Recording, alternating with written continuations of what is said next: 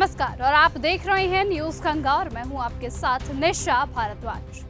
सड़क से लेकर सोशल मीडिया तक वायरल हुई एक अनोखी लव स्टोरी, जहां दामाद अपनी सास के साथ घर से भाग निकला और अब दोनों पति पत्नी बनकर समाज को चुनौती दे रहे हैं। ये कहानी पहले लोगों के लिए हैरानी थी, अब डर बन चुकी है।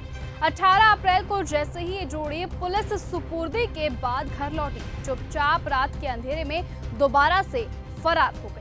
न कॉल न मैसेज, दोनों मोबाइल फोन अब स्विच ऑफ है, यानी मोहब्बत अब अंडरग्राउंड मोड में जा चुकी है। सबको ये मामला खत्म होता हुआ दिखा, लेकिन तभी आई वो कॉल जिसने पूरे परिवार को झकझोर दिया। रात करीबन 8:37 पर राहुल के पिता को एक अनजान नंबर से कॉल आता है। पहले गालियां दी जाती है, फिर धमकियों की बारिश होने लगती है कि तुम्हारी बेटियों को उठा लेंगे, जान से मार देंगे। ये कोई मामूली धमकी नहीं, ये इशारा है कि ये मोहब्बत अब किसी और की आंखों में चुभ रही है। तो वहीं इसके बाद पिता का जो दर्द है वो फूट पड़ा कैमरे के सामने। वो कहते हैं कि शक्ल मत दिखाना जब तक मैं जिंदा हूँ। वो अपने राहुल को ये बात कहते हैं। कैमरे के सामने जब राहुल के पिता आए, उनका गुस्सा और शर्म दोनों छलक पड़े। समाज में अब मुंह दिखाने लायक नहीं छोड़ा, ये खुद राहुल के पिता के शब्द थे। वो कहते हैं कि मैंने घर से उसे भगा दिया है, कहीं भी जाओ पर मेरे दरवाजे पर मत आना।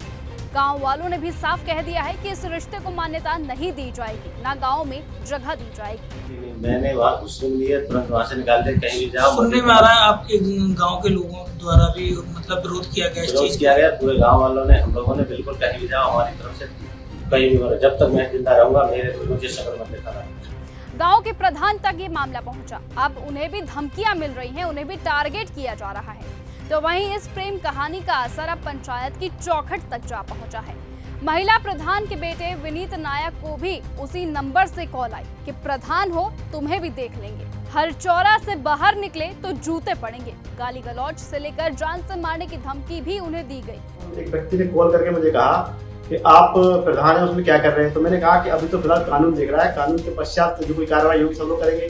कि आप कोई कार्य नहीं कर रहे हैं और आपको हम लोग आएंगे, आपके गांव में पंचायत करेंगे, आप लोगों को मारेंगे, पीटेंगे। उसके बाद वो व्यक्ति मुझे, जब मैंने समझाने का प्रयास किया तो गंदी गंदी गालियां देने लगा। कह रहा कि आलमपुर और हरदोई चौराहे पे आप निकलोगे तो वहाँ आपके जूतों की मार डाली जाएगी। आपको तमाम तरह से उसने गलत कमेंट किए जो असहनीय थे, जिनको मैं खुल के बता भी नहीं सकता। ये कॉल किसी व्यक्तिगत रंजिश से बढ़कर अब सामूहिक दबाव और डर का खेल बन चुका है।